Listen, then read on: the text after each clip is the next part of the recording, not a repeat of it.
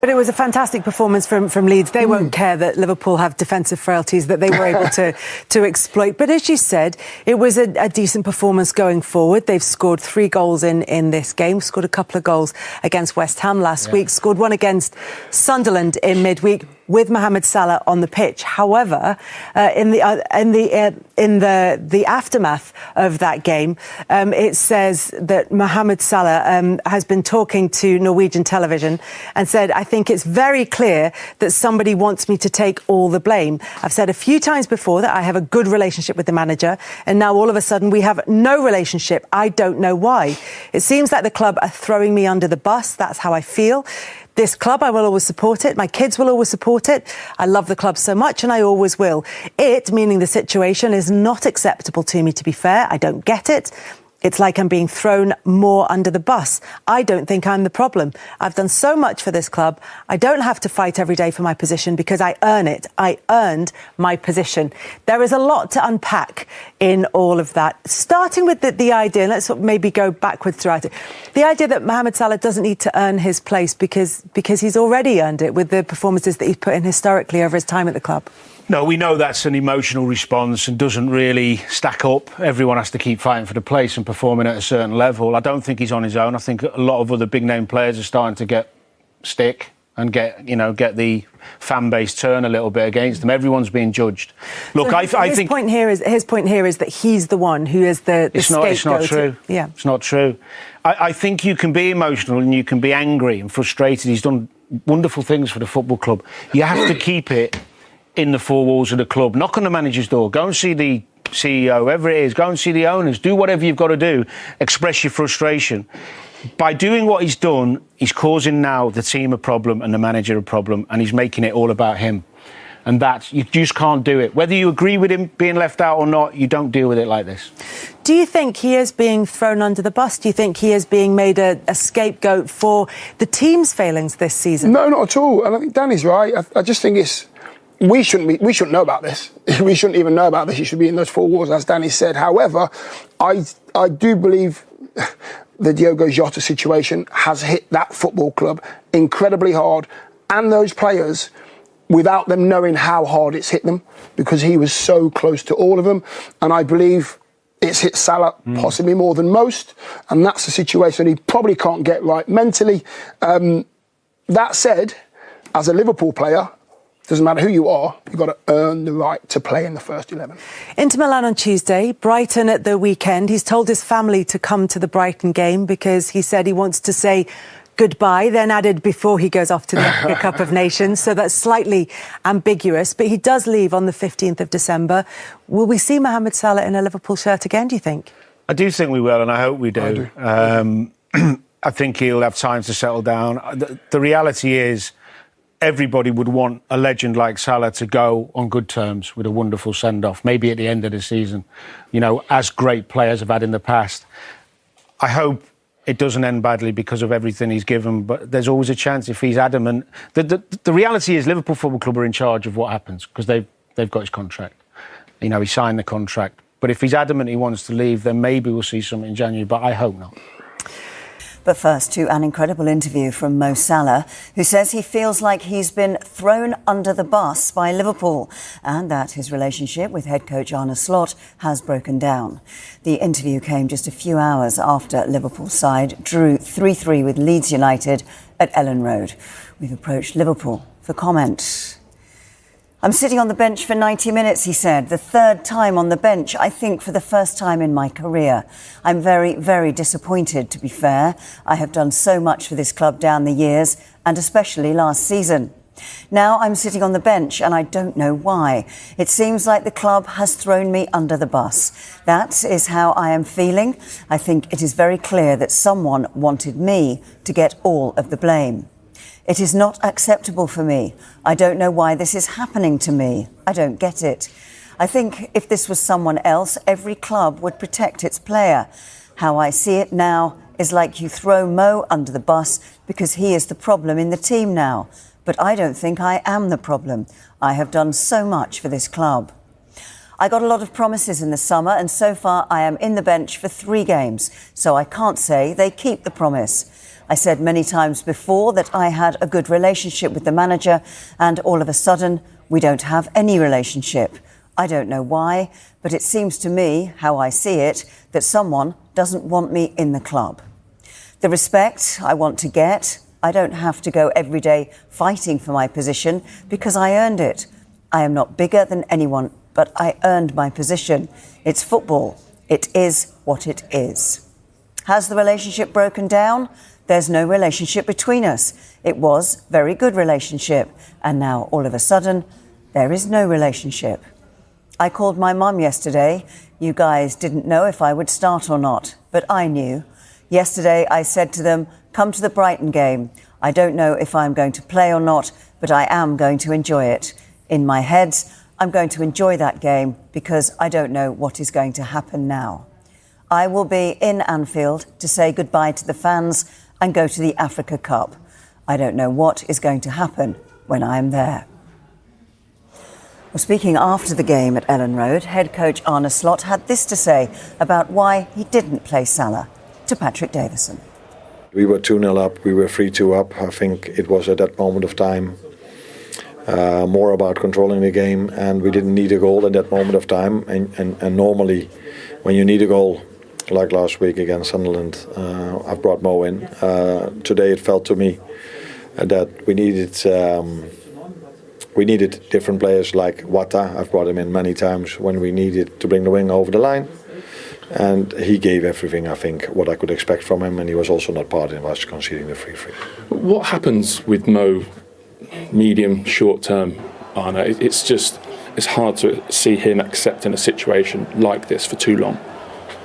No, first, like I said before the game, we have to accept the situation we are in, and I make my choices based on that.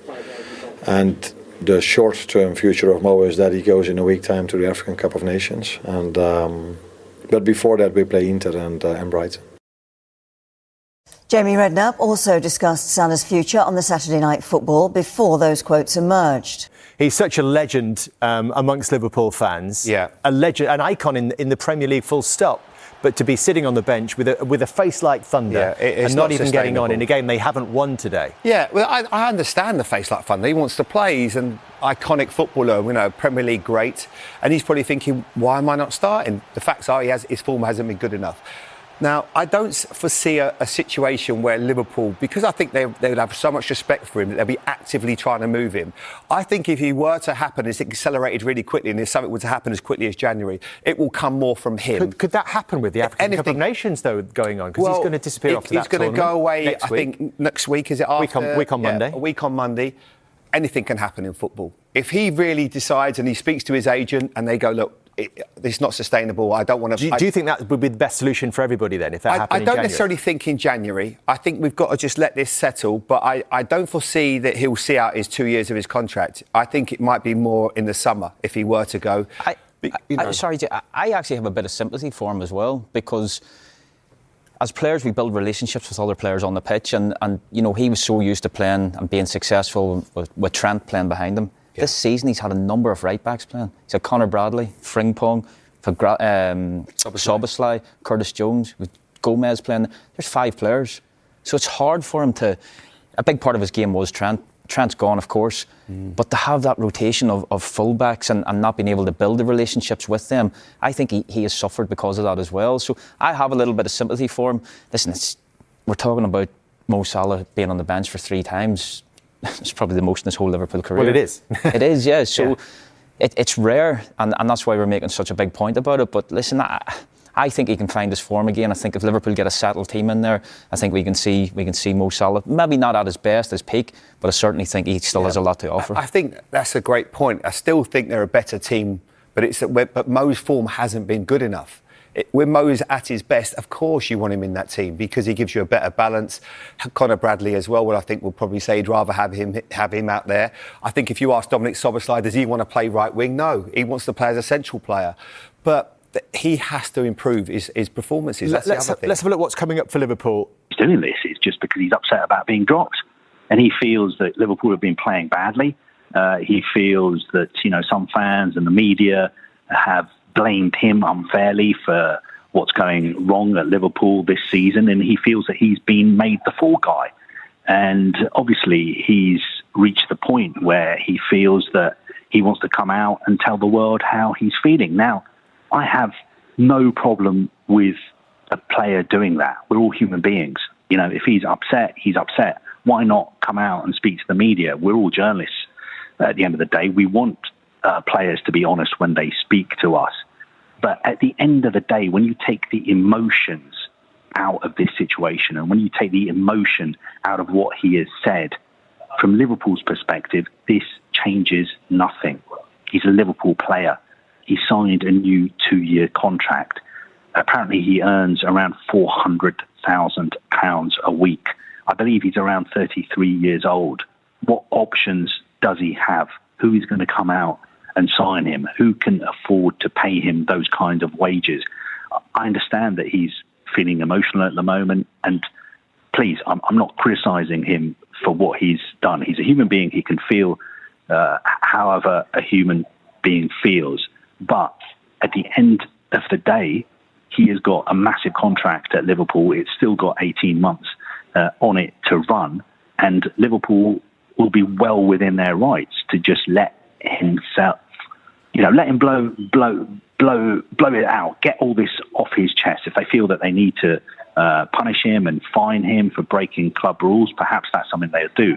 But knowing the way Liverpool operate, that will probably be done behind closed doors. But in reality, this really doesn't change that much, because just coming out and saying you're unhappy that you've been dropped and you don't know what your future holds and the club have thrown you under the bus, it doesn't mean that you're going to... I think it's significant because, he's taken Mo Salah out of the side with 3 games that on paper looked winnable, West Ham, Sunderland and Leeds, and they've won one of those games. So he made a big decision to take Mo Salah out of the team, and he's got 4 points out of a possible 9 for those 3 games. So what does he do next in terms of making sure that he is going to be there till the end of the season?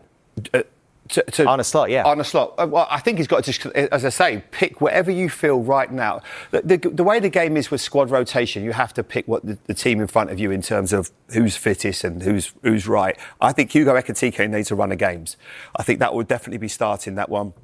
In terms of Inter away, I think it might actually suit Mo Salah. He's had a couple of games off. I think if you bring him back into the team, it might be the perfect opportunity to do that. Then obviously Brighton, then he'll go away after the Brighton game. Is that right? Then that right side position becomes a slight problem. Now, if there were to be a world where in January that Mo Salah wants to go and Liverpool agree a price to go somewhere else, I'm not saying it will happen, but if that were to happen, then they'll try and get someone in, because you need to get someone in on that right-sided position. You won't be able to go the rest of the season asking Dominic Szoboszlai to play right wing. You'll have to find whoever's the best right-sided player, whether they've been mentioned. Semenyo's had a few mentions. Obviously, I think he's a great player. Yeah. He would be superb for Liverpool. But I don't honestly see it happening in January. I think if it does, it'll be more in the summer. But Arne Slot said to Patrick Davison, the problem we've got at the moment is that it's not hard enough for teams... We're not making it hard enough for teams to score against us effectively. So do you think in his head, maybe the priority might be doing something at the back? And I don't mean in terms of signing new players, in terms of a different selection, maybe around his centre-halves. Konate's played all season. Maybe it's time to take him out the firing line or give that defence more protection in front of them. Yeah, possibly. I think the lad that they signed was from Parma. He got an injury. You're really talking about Joe Gomez. Yeah. So Gomez possibly the answer to come in there. It's a difficult one, because I look at Liverpool and I think over the last number of seasons when they've had success, defensively they've been strong, but they've been defensively strong because of how they defended from the front. And I think a big part of that as well is Liverpool at the minute, they're not pressing the way we remember a Liverpool team pressing. I think back to, Bobby Firmino, Mane, Salah, you had Henderson in behind, Fabinho, players like that, and they really smothered you.